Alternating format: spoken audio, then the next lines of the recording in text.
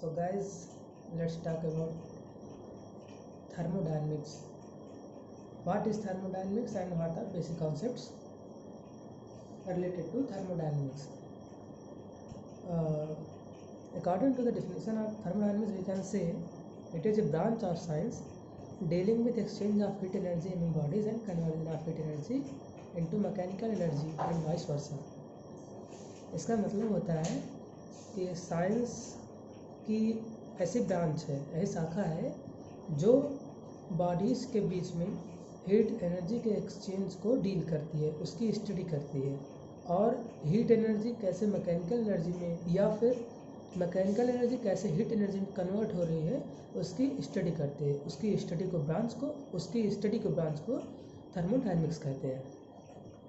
तो अगली बात आती है कि थर्मोडायनेमिक सिस्टम क्या होता है।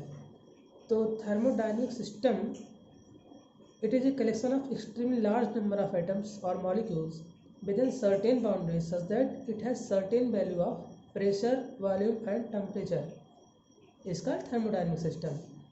तो इसका मतलब होता है कि थर्मोडायनेमिक सिस्टम एक कलेक्शन है किसका, लार्ज नंबर ऑफ एटम्स और मॉलिक्यूल्स का,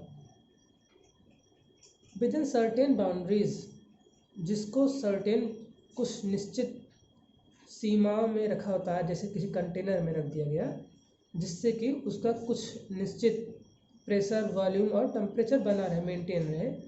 तो उस पूरे कलेक्शन को ही थर्मोडायनेमिक सिस्टम कहते हैं।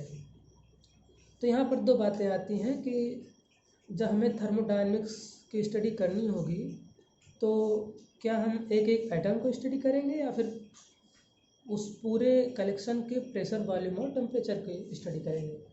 जब हम स्टडी करेंगे प्रेशर, वॉल्यूम और टेम्परेचर को तो वो माइक्रोस्कोपिक अप्रोच होगा, और अगर एक एक एटम्स को लेकर लेंगे तो माइक्रोस्कोपिक अप्रोच होगा।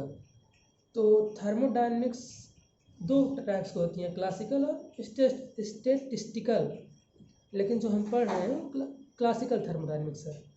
तो इसको हम माइक्रोस्कोपिक अप्रोच को लेकर चलते हैं, प्रेशर, टेम्परेचर एंड वॉल्यूम को लेकर। प्रेशर की अलग अलग यूनिट्स होती हैं, पास्कल हो गया, टॉर हो गया, एटीएम हो गया, तो वो बात की बात है। टेम्परेचर हो गया केल्विन, सेल्सियस, वॉल्यूम लीटर। तो अगला टॉपिक आता है, जहाँ तक रहती बात प्रेशर, टेम्परेचर और वॉल्यूम की, तो ये चेंज कर सकते हैं। क्यों चेंज कर सकते हैं कि सिस्टम की बाउंड्रीज जो होती हैं वो रिजिड भी हो सकती हैं और वो अपने शेप को चेंज भी कर सकती हैं, चाहे वह एक्सचेंज ऑफ हीट जो हो रही है, चाहे वो वर्क डन जो हो रहा है वह इंटरनल एनर्जी में कुछ चेंज ला रहा है या फिर उसकी हीट में चेंज हो रहा है। तो ऐसा इसलिए हो सकता है कि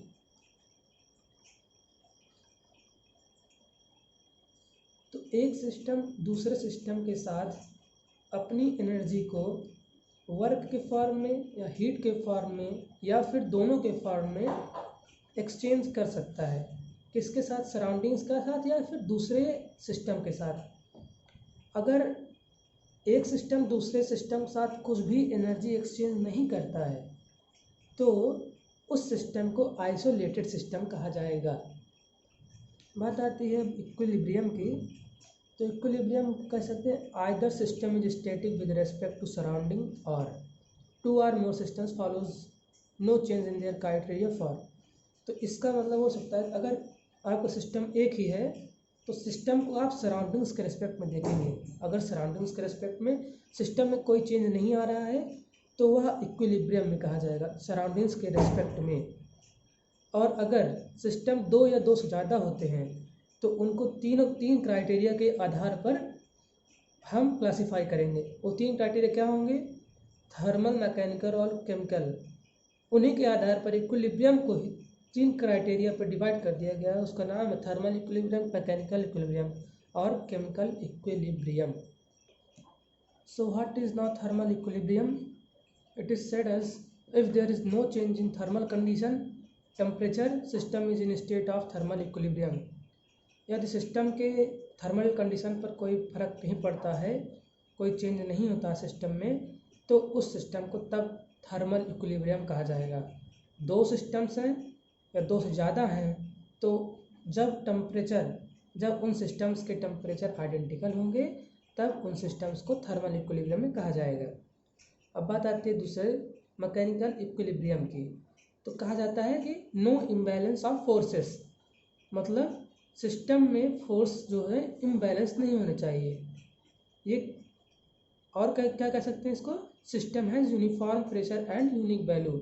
एक सिस्टम के अंदर जो उसका प्रेशर रहेगा वो कांस्टेंट रहेगा, उसकी एक यूनिक वैल्यू होगी, उस प्रेशर कभी चेंज नहीं करेगा सराउंडिंग्स के रिस्पेक्ट में।